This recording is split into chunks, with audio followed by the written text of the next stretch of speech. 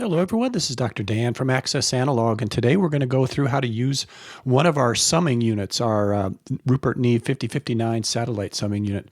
And as always, I like to do a demonstration so you can see I've got an empty track, and that's what you want to start with, is an empty track unless you're on Logic. Logic needs something in order to play, so you would have to put some audio on that track, but for all other DAWs, make it empty.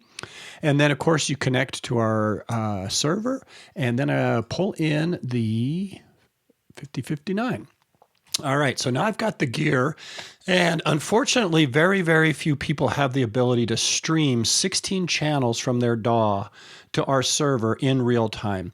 Therefore, we created this ability to upload and play files from our server. So if you've seen our offline bounce video, or if you've seen our server playback from server video, you know how this goes, and this is going to be exactly the same thing. But in this case, notice how once I pulled in that 5059, I've now got 16 active channels versus if I take that out, you'll see there's only two, where it's we just assume you're going to do a stereo or a mono track.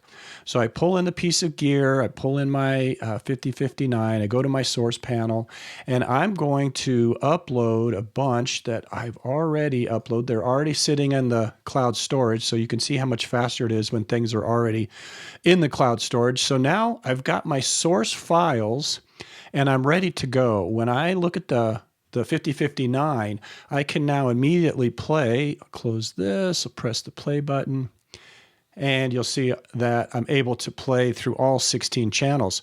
So let's go take a look at that in a little bit more detail. If I have a stereo track, so if you hover over the titles, you're going to get, so you see 1, 2, that's in channel 1, 2, this is channel 1, 2. You're going to get the file name. And in this case, it's a stereo file. So we automatically set the pan for the left channel, hard left, pan, hard right. And then the gain levels are automatically linked robotically. Now you can always go to no linking, or you can set one if you wanted. You could set one just a little bit off and then make them relative, and now they'll move relative to each other. But for this case, I'm just going to leave it in absolute. And you'll notice we've got another stereo track. Here is one of our mono tracks. And in this case, there is no pan left or right. It's just right down the middle. So that's something that we set up for you. You can use, once you've got all your tracks loaded into the channels, you can play them and then do whatever you want to do in terms of bringing things forward or bringing things back in that stereo image. And the last thing that I'll mention is the blue and red silk. This is a great circuit on the 5059. I personally think it's better even than the Master Bus processor. So you can turn this on. Red will accentuate the highs, blue will accentuate the lows, and then you change the texture here using this. And I always like to push it just a little bit into compression.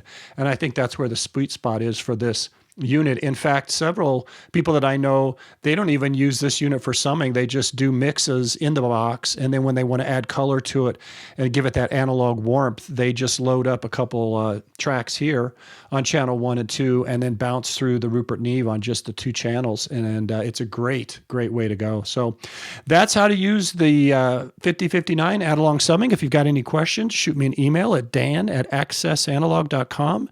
And as we like to say, from our racks to your tracks, Access Analog.